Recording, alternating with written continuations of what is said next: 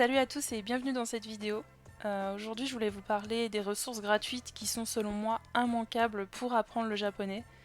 Donc je vous ai fait une petite liste des choses que moi j'utilise en ce moment et qui me facilitent grandement mon apprentissage du japonais. Donc si je vous en ai mis plusieurs, c'est pas pour rien, parce qu'il ne faut pas se contenter d'une seule ressource quand vous apprenez une langue, que ce soit le japonais ou une autre. Et il faut varier pour en fait avoir du contexte sur ce que vous apprenez et ça vous permet justement de mieux retenir les choses, de les voir dans plusieurs contextes. Donc pour commencer, je voulais vous parler de quelques chaînes YouTube et Twitch. Et bien sûr, je commence par TePay, dont j'ai déjà parlé dans une autre vidéo parce que je regarde tout le temps ça depuis 2 ans maintenant. Vous avez plusieurs niveaux de podcasts. En fait, oui, c'est un japonais qui fait des podcasts. Vous avez plusieurs niveaux. Donc les jaunes, ce sont les débutants. Ce sont ceux par lesquels j'avais commencé à l'époque. Et vous avez des autres podcasts qui sont plus avancés que j'ai commencé à regarder, même si je comprends pas tout, voilà. Mais en tout cas, même si vous êtes vraiment un grand débutant, je vous conseille de commencer à les regarder dans l'ordre, c'est mieux, parce que les toutes premières, elles sont très faciles. Elles sont rangées dans des playlists si jamais ça vous intéresse. Et vous pouvez aussi les écouter sur Spotify pour ceux qui l'ont. Moi, c'est ce que je fais, c'est beaucoup plus pratique sur Spotify finalement, parce que par jour, ils vous en proposent une nouvelle en fait dans l'ordre des ajouts. Donc du coup, c'est vachement pratique pour pas avoir à retenir là où vous en êtes. Alors une autre chaîne que je voulais vous présenter, c'est celle de Sophie Cours de japonais. Donc il s'agit d'une française. Moi, ce que je regarde beaucoup en ce moment chez elle, comme vous pouvez le voir, hein, on voit ce que j'ai regardé, c'est la différence entre tel et tel mot. Je trouve ça super qu'elle fasse ça parce qu'en japonais, souvent on apprend bêtement des listes de mots sans contexte et on ne sait pas vraiment justement voilà, dans quel contexte l'utiliser. Et c'est ce qu'elle fait en ce moment d'expliquer les nuances entre tel et tel mot. Donc vraiment, je trouve ça super intéressant et puis super bien fait. Donc je vous la conseille vraiment beaucoup. Et bien sûr, elle ne fait pas que ça, hein, donc n'hésitez pas à aller voir ce qui peut vous intéresser sur sa chaîne. Alors ensuite, une autre chaîne que je trouve géniale, que j'ai découvert il y a pas longtemps grâce à une prof en cours. Elle nous avait mis une vidéo de cette chaîne YouTube et ça nous expliquait un point que la prof voulait nous expliquer. Et c'était expliqué tout en japonais, mais en japonais très facile en fait à comprendre. J'avais tout compris et je m'étais dit punaise, mais c'est génial. Et du coup, on avait recherché la chaîne en question et donc là voici. Pour l'instant, j'en ai pas regardé beaucoup, mais j'avoue que j'aimerais bien toutes les finir pendant l'été, pendant mes vacances, ces vidéos-là, parce que je trouve que apprendre directement dans une langue, je trouve ça vraiment génial. C'est pas compliqué et vous pouvez activer les sous-titres en français si jamais, ça peut vous aider. Donc vraiment, je la trouve top. Et je crois qu'elle a fait des playlists aussi par niveau de JLPT, c'est ça. Donc voilà, je trouve ça super intéressant. En plus, elle fête ses 100K abonnés, vous avez vu? Alors la chaîne suivante, c'est celle de Japanese Amo with Misa. Celle-ci, je pense que beaucoup doivent déjà la connaître. C'est une chaîne en anglais, par contre. Alors, je suis pas très fan de l'anglais, moi, à la base, pour apprendre. Je l'ai déjà dit parce que je suis pas très douée. Mais c'est super compréhensible, honnêtement. Donc, je vous la conseille vraiment. En plus, ben, comme d'hab, hein, c'est classé par niveau de JLPT. Donc, vous pouvez vous y retrouver assez facilement, malgré le nombre de vidéos, hein. Il y en a vraiment beaucoup. Je pense qu'il y a de quoi faire là-dedans, hein. Et pour finir, je voulais vous montrer la chaîne Twitch de Apprenons le japonais. Donc il s'agit de cette personne qui s'appelle Candy, qui fait des lives très régulièrement pour apprendre le japonais. Donc ça va être surtout du niveau débutant N5, voire de temps en temps, il me semble qu'elle a déjà fait du N4. Et il arrive aussi qu'elle fasse des lectures de contes ou des activités comme ça. Donc c'est plutôt sympa. Personnellement, je la suis pas forcément parce que j'ai dépassé le niveau de ses streams, mais je trouve vraiment cool ce qu'elle fait. On voit qu'elle se donne à fond, donc voilà, si ça peut faire découvrir sa chaîne à certaines personnes, n'hésitez pas. Et elle a aussi un Discord et une chaîne YouTube. Et sur son Discord, c'est pareil, elle fait des petites activités de temps en temps pour apprendre le japonais et elle a une grosse communauté, donc vraiment, n'hésitez pas à aller voir tout ça. Ensuite, je voulais vous montrer quelques sites qui sont intéressants en japonais. D'abord, il y a le guide du japonais. Alors ce site, je tombe toujours dessus. Dès que je cherche un truc, c'est fou, je tombe là-dessus, que ce soit des particules, de la conjugaison, etc. Donc voilà, en plus, il est comme vous pouvez voir, il est super mignon, tout rose. Vous avez sur le côté des listes avec ce que vous pouvez apprendre. Donc là, il y a les conjugaisons, il y a les particules. C'est surtout ça qui m'a été utile personnellement. Mais il y a plein d'autres choses, vocabulaire, etc. Donc n'hésitez pas à aller voir. Il est vraiment super intéressant celui-là. Un autre site super utile, surtout si vous avez l'intention de passer le JLPT, c'est un site où vous avez un petit onglet ici qui est super intéressant, qui s'appelle Fichiers. Et dedans, vous avez plein de fichiers PDF avec du vocabulaire classé par niveau de JLPT, des kanji et des points de grammaire. Et en plus, c'est en français, donc c'est vraiment génial. Ça, par contre, j'ai jamais téléchargé, mais il y a des decks Anki aussi, donc à voir ce que ça vaut pour vous. Mais du coup, il est vraiment super utile à ce niveau-là, celui-ci. Pour continuer, ça c'est un site que on m'a fait découvrir il n'y a pas longtemps, qui m'a vraiment énormément servi pour mes examens, pour réviser les formes de conjugaison. En fait, vous allez cliquer sur ce qui vous intéresse. Donc, imaginons, moi, ce que j'avais révisé, pardon, c'est les formes que je vais tout le temps confondre, causatif, passif, potentiel, forcément. Et ça, je sais plus ce que j'avais mis. Je crois que j'avais tout mis. Et en fait, hop, vous vous entraînez, ils vont vous mettre un verbe, donc là, que le, par exemple.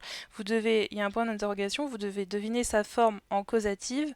Une fois que vous avez deviné, vous mettez voir la réponse, vous voyez si vous avez juste, vous mettez juste ou faux. Bon après ça change pas grand chose de mettre juste ou faux. Je crois peut-être qu'ils vous les reproposent plus souvent. Je j'ai pas forcément tilté si ça me l'a fait ou pas, mais ça m'a vraiment beaucoup entraîné personnellement et vous pouvez choisir les formes que vous voulez, hein, même les formes plus basiques. Donc celui-ci vraiment super utile.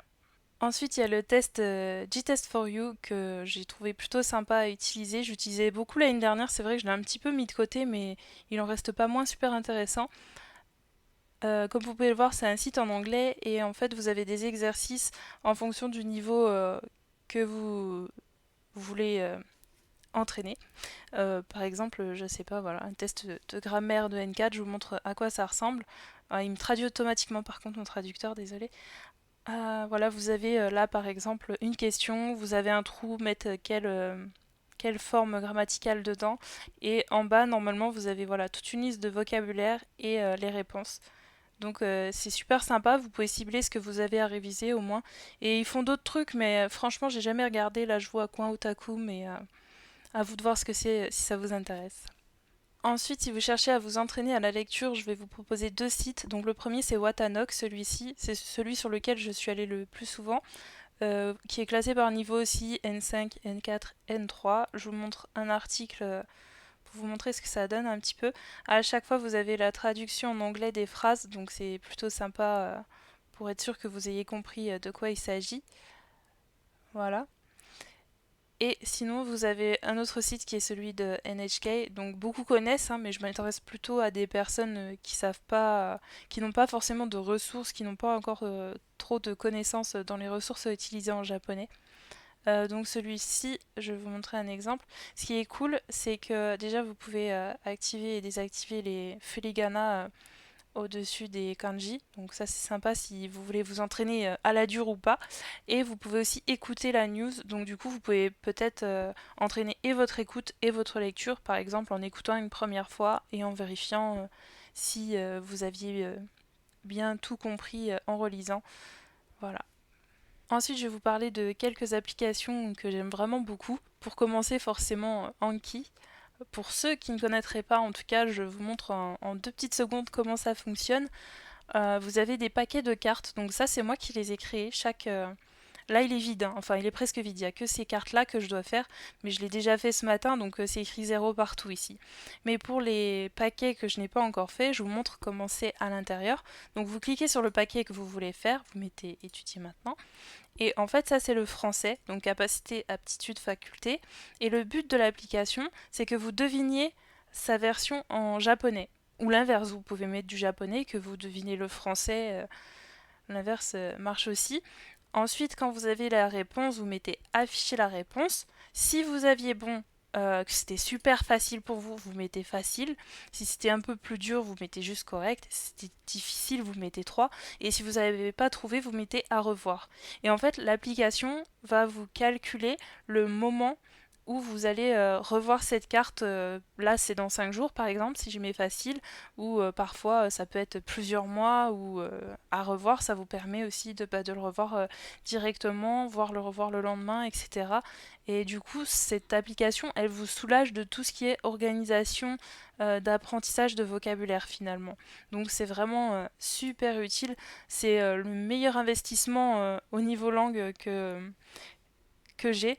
Alors cette application, elle est gratuite sur PC et Android. Malheureusement, elle l'est pas sur iOS, sur iPhone. Moi personnellement à l'époque j'avais un iPhone donc je l'avais payé, c'était entre 25 et 30 euros il me semble, mais vraiment ça vaut clairement son investissement, je vous le conseille vraiment beaucoup. Après je sais qu'il y a des personnes qui n'aiment pas forcément fonctionner avec ça, mais pour ma part en tant qu'étudiante à la fac de japonais, sans ça, je sais vraiment pas comment je ferais, vraiment. Alors ensuite, il y avait une application qui me tient super à cœur qui s'appelle Migi, mais malheureusement, elle n'est pas sur Mac, donc du coup, je peux pas vous la montrer. J'ai la version anglaise ici, mais du coup, c'est pas exactement la même chose que pour celle du japonais, mais ça vous donne une idée en tout cas. C'est une application où vous avez des entraînements, que ce soit enfin pour le JLPT en fait, que ce soit au niveau de la grammaire, au niveau des kanji à lire, de la lecture, d'écoute. Et vous avez aussi des gros tests d'entraînement ensuite de JLPT avec du temps, donc ça vous met vraiment en situation. Elle est super cool cette appli, je suis désolée, je peux pas vous la filmer parce que j'ai plus d'iPad et du coup je peux pas filmer mon propre écran de téléphone. Donc voilà, c'est dommage, mais vraiment un super truc. Malheureusement, tout n'est pas gratuit dans l'application, mais déjà, si vous allez un petit peu la voir, vous verrez que vous pouvez déjà faire pas mal de choses gratuitement. Ensuite, je voulais vous montrer l'application Imiwa. Donc, c'est un dictionnaire numérique en fait. C'est une application malheureusement qui est disponible que sur iOS. Donc, avant, j'avais un iPhone et c'était cool de pouvoir chercher où je voulais tout ce que je voulais. Maintenant, j'ai un Android, donc je vais vous montrer, je vais vous mettre le nom de l'application que j'utilise sur Android qui me sert un petit peu de remplacement, qui est pas si mauvaise hein, finalement, mais c'est vrai que je préférais Imiwa, mais vu que j'ai un Mac, de toute façon, je peux quand même l'utiliser. Mais c'est moins pratique parce que notre téléphone, on l'a toujours sur nous, par exemple. Donc là, vous avez une barre où vous pouvez taper ce que vous voulez comme mot. Donc là, je vais vous cliquer sur un que j'avais déjà cherché avant, par exemple kakunin. Ce qui est bien, c'est que vous avez les deux kanji ensemble et sa signification. Et ensuite, vous avez les deux kanji ensemble avec d'autres kanji. Du coup, ça vous permet de peut-être trouver des mots supplémentaires que vous auriez envie d'apprendre ou de chercher, par exemple. Et si vous cliquez sur le mot que vous avez cherché, vous avez la façon de l'utiliser, donc c'est un nom, et vous pouvez aussi l'utiliser avec ce le. Vous avez sa signification en français, dans d'autres langues aussi, donc c'est plutôt cool. De temps en temps, malheureusement, il n'y a pas le français parce que de temps en temps, certains mots sont un peu complexes, du coup, ils les ont mis qu'en anglais. Donc, je sais pas si un jour ce sera mis à jour ou pas. J'aimerais bien en tout cas. Et en dessous, vous avez souvent des exemples. Et du coup, c'est pas mal. Ce qui est bien aussi, c'est que là, il n'y a pas quand vous tapez un mot complet. Mais en dessous, par exemple, si vous voulez dessiner ce kanji précisément, vous avez son tracé aussi. Donc vraiment, cette application, si vous êtes sur iOS et que vous la connaissez pas, n'hésitez pas à la télécharger. Elle est vraiment super utile. Et pour terminer, je voulais vous parler de l'application HelloTalk que j'utilise pas mal en ce moment.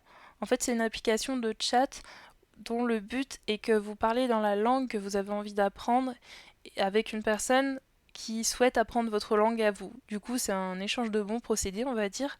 Par exemple, moi je suis française et je souhaite parler japonais. Et le but, c'est que je trouve une personne japonaise qui souhaite parler français pour pouvoir s'entraîner, se corriger les fautes, s'apprendre notre culture, voire devenir amis, pourquoi pas. Du coup, c'est plutôt sympa comme application. Et là, par exemple, je suis dans les recherches de personnes, vous pouvez chercher des gens en fonction de la langue que vous apprenez, etc. Là, la première personne, par exemple, c'est un japonais qui parle un petit peu anglais, beaucoup italien et français. Du coup, lui, ce serait une personne parfaite avec qui parler, par exemple.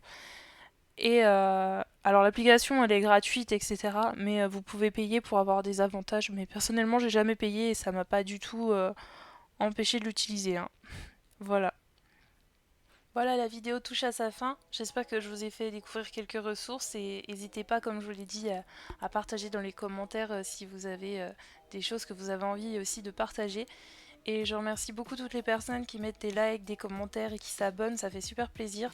Même si on n'est pas encore très nombreux, en tout cas ça me motive beaucoup. Voilà, ciao tout le monde!